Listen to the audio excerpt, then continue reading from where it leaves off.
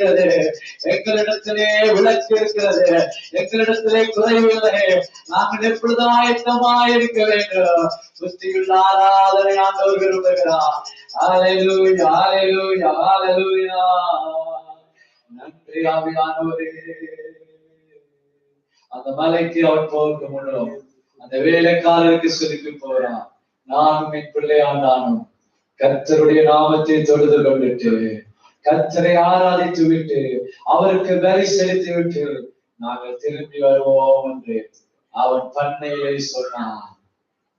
இன்றைக்கு உங்களை பார்த்து ஆண்டவர் கேட்கிறார், உனக்கு அந்த நம்பிக்கை இருக்கிறதா? கிறிஸ்துவுக்காக இதை இழக்கிறதுக்கு நீ ஆயத்தமாக இருக்கிறியா?